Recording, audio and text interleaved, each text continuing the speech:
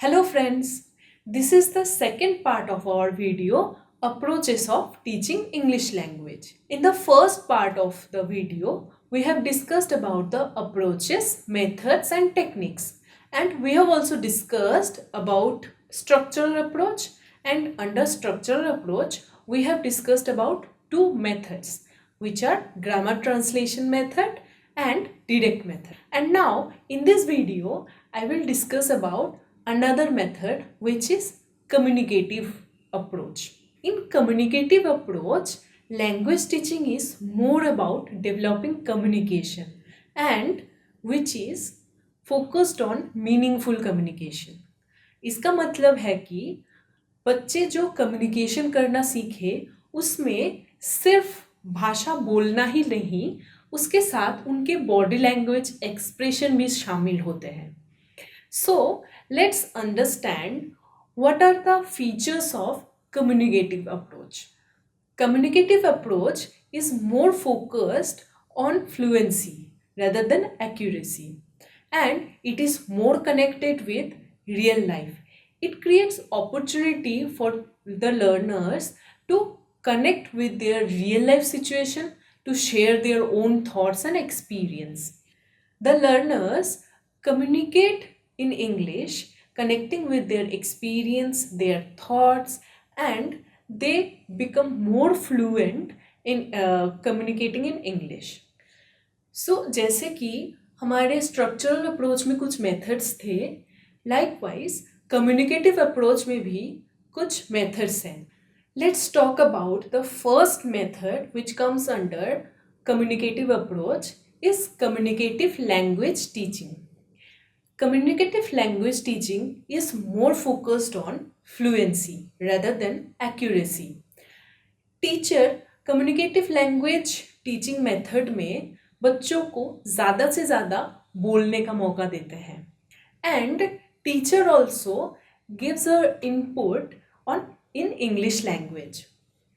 So बच्चों को English language में ही input मिलते हैं and बच्चों को ज़्यादा से ज़्यादा मौका मिलते हैं वो इंग्लिश में कम्युनिकेट करें, क्योंकि इस मेथड में बच्चों को एक्यूरेसी पे ज़्यादा फोकस नहीं करना होता है, तो बच्चे ज़्यादा कंफर्टेबल रहते हैं कि वो एक्यूरेसी के बात बिना सोचे वो लैंग्वेज इंग्लिश लैंग्वेज में कम्युनिकेट करने की कोशिश करें. हो सकता है वहाँ पे कुछ गलतियाँ हो, बट टीचर उनमें फोकस नहीं करते हैं. टीचर बाद बच्चों को बोलने का मौका देते हैं एंड बाद में जहाँ पे करेक्शन की ज़रूरत होते हैं बच्चों को मदद करते हैं. So communicative approach is more connected with real life situation. It provides opportunity to communicate and share their thoughts and feelings. Also, through this method, children get the opportunity for self-correction. क्योंकि बच्चे यहाँ पे individually बोलने की कोशिश करते हैं, teacher भी बच्चों को मौका देते हैं कि वो कम्युनिकेट करें, तो वो सेल्फ करेक्शन का भी बच्चों को मौका मिलते हैं. In the classroom, teacher conducts role play, debate, taking interviews, or children also talk more informal language. So these are all the classroom processes or activities teacher follow to teach communicative language teaching. So in this method, as children focus more on fluency, less priority is given in their accuracy. So ये एक challenge रह जाता है, बच्चों के grammar के mistakes ज़्यादा होते हैं या स्पेलिंग एरर्स या प्रोनाउंसिएशन के एरर्स ज़्यादा होते हैं. ऑल्सो इस मेथड में जैसे बच्चे इनफॉर्मल लैंग्वेज ज़्यादा यूज़ करते हैं जो बच्चे डेली लाइफ में यूज़ करते हैं. सो फॉर्मल जो कम्युनिकेशन होते हैं वहाँ पे भी कुछ डिफ़िकल्टी बच्चे फेस करते हैं. Another method of communicative approach is total physical response. In this method teacher do some actions or give some instruction to children to do some actions or role play. So through these processes children learn the language. इसके कुछ example है, जैसे कि teachers अगर verb सिखाना चाहते हैं तो टीचर बच्चों को इंस्ट्रक्शन दे सकते हैं कि क्लैप, जंप, सिट, रन, तो इस तरीके के जो छोटे छोटे एक्शन वर्ड्स हैं टीचर इंस्ट्रक्शन देते हैं और बच्चे फॉलो करते हैं।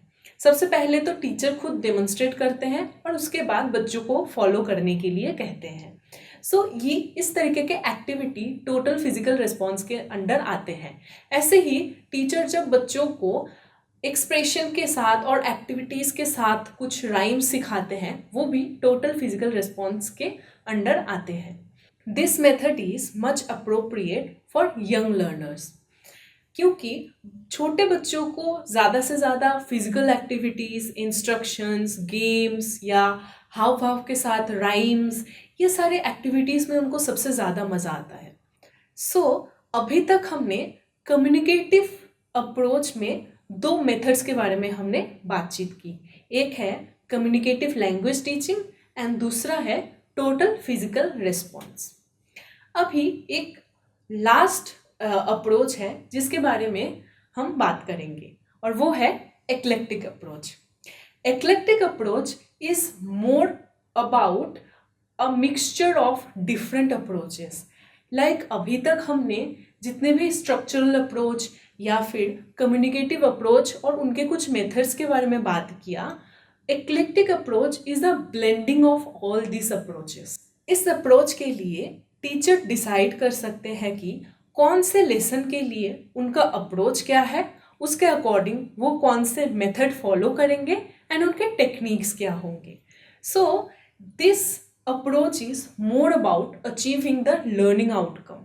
एक्लेक्टिक अप्रोच में टीचर जो भी अप्रोच और मेथड फॉलो करते हैं वो लर्निंग आउटकम फोकस्ड होते हैं। जैसे कि टीचर सेंटेंस स्ट्रक्चर समझाने के लिए स्ट्रक्चरल अप्रोच का मदद ले सकते हैं, या फिर टीचर अगर बच्चों के कम्युनिकेशन ओरेसी डेवलप करना चाहते हैं तो कम्युनिकेटिव अप्रोच फॉलो कर सकते हैं।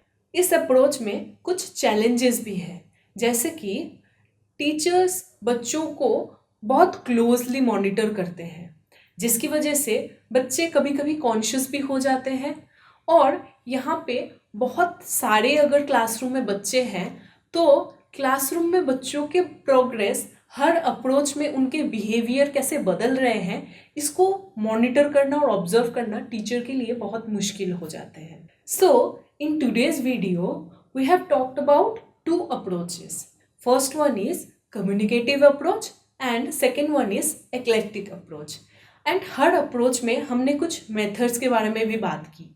एंड आई होप कि आप लोग भी समझ पा रहे होंगे कि कौन से एक्टिविटी के लिए आप कौन से अप्रोच अपना सकते हैं एंड उसमें क्या चैलेंजेस आप फेस कर सकते हैं। And according to your understanding you can decide your approach, your methods and teaching techniques. Thank you.